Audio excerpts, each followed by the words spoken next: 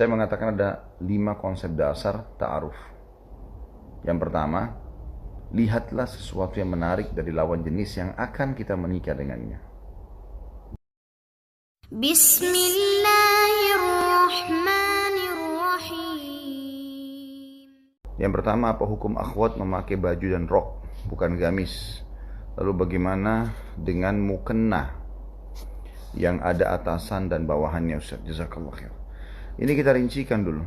Kalau Anda bertanya ini, ukhti yang bertanya ini, yang dimasukkan adalah pakaian di rumah, maka tidak ada masalah.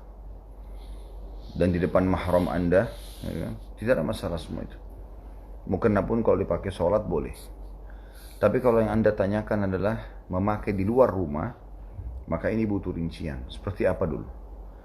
Kalau rok yang dipakai itu, ya, dengan baju bagian atas, ya, sifatnya lebar, jadi kalau orang berjalan itu seakan-akan memang dia satu komposisi, sama saja seperti pakai gamis, nggak ada masalah.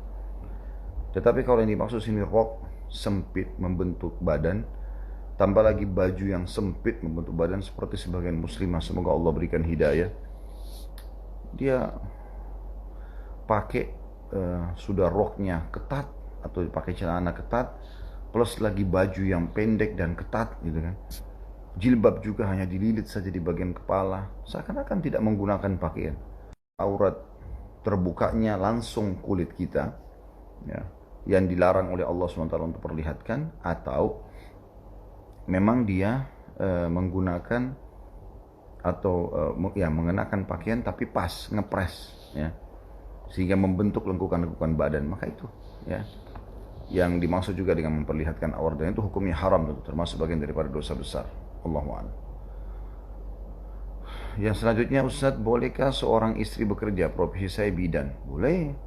Kenapa tidak? Semua muslimah boleh bekerja. Hanya saja jangan pernah berpikir, teman-teman sekalian, kalau Anda bekerja kemudian membengkalikan kewajiban, berarti itu adalah hal yang dibolehkan. Karena batasan bolehnya adalah tidak membengkalikan kewajiban dasar wanita. Yaitu kalau dia berprofesi sebagai istri, ya, di sini kan dikatakan bolehkah seorang istri, maka tidak boleh dibengkalikan kewajiban suaminya, pelayanan suaminya, dan juga anak-anaknya. Karena kapan dia bengkalikan itu, maka jadi dilarang bekerja di luar rumah, bahkan bisa menjadi haram buat dia, gitu kan. Tapi kalau yang dia kerjakan bidan misalnya, atau dokter, dengan izin suaminya, dia juga bisa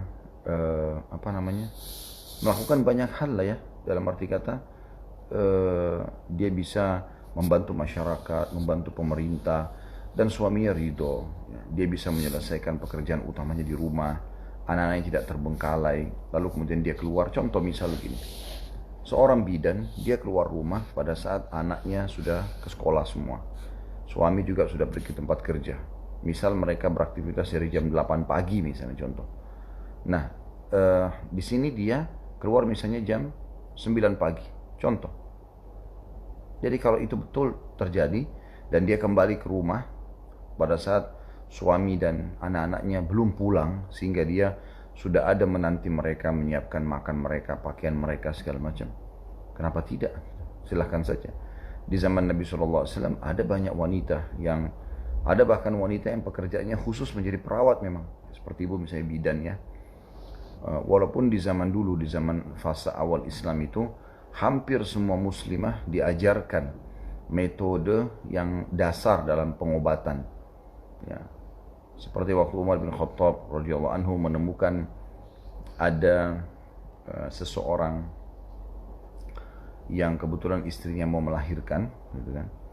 Di malam hari seluruh penduduk Madinah sudah tidur, dan ini adalah orang Arab Badui yang kebetulan datang, gitu kan, yang kebetulan datang ke Madinah, dan dia pada saat datang itu dia ada hajat di sini, dia ada hajat, dia harus mampir nginap dan memasang tenda di tanah yang dalam keadaan sangat tidak tahu harus berbuat apa karena istrinya mau melahirkan. Kebetulan Umar bin Khattab lewat radhiyallahu anhu.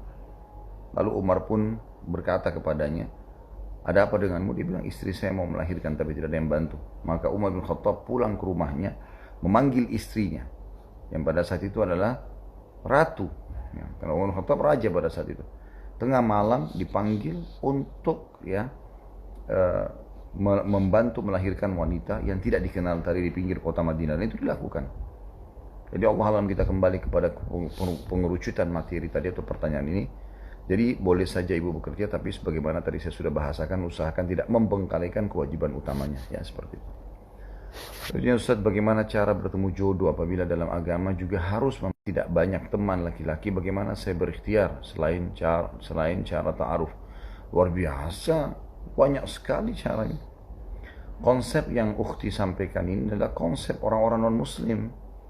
Prinsip ini yang mereka bahasakan. Bagaimana saya bisa menikah dengan seseorang sementara saya belum pacaran sama dia, saya belum kenal dia. Ini yang dibahasakan sama mereka. Ini keliru.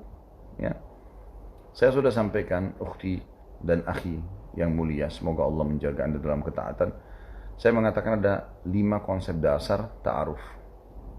Yang pertama, lihatlah sesuatu yang menarik dari lawan jenis yang akan kita menikah dengannya. Jadi ini penting. Karena Nabi SAW mengatakan, lihatlah sesuatu yang menarik dari lawan jenis yang akan engkau menikah dengannya. Dan dianjurkan wajah dan telapak tangan. Kemudian teman-teman sekalian, yang kedua adalah Anda mengenali keluarganya. Ya. Jadi mengenali keluarga di sini dalam arti kata Anda kenali dari pihak ayahnya itu untuk nanti keturunan kita, dan dari pihak ibunya itu nanti karakter dan sifat. Yang ketiga lingkungan dia. Dari lingkungan dia itu teman-teman sekalian, ya, tempat dia bekerja, Anda punya hak untuk bertanya, ya, dia bekerja di mana, kalau hari libur dia buat apa saja, gitu kan. Kalau dia menyebutkan dia biasa ke diskotik, dia ke karaoke, dia kumpul sama teman-temannya, foya-foya, atau dia main judi, ya. Sementara ada, atau mungkin jawabannya dia positif, dia mengatakan, oh saya selalu ke masjid, ke taklim, tablik akbar, urus orang tua saya, karena Anda sudah tahu jawabannya itu. Yang keempat, ya, Anda istikharah, sholat 2 rakaat. Ya. Istikharahkan sholat 2 rakaat, insya Allah ini bisa Anda lakukan sampai Anda mendapatkan jawaban. Dan yang kelima, Anda jangan menunda pernikahan setelah itu. Ya, insya Allah setelah tenang, melangkah saja. Bismillah ta'ala.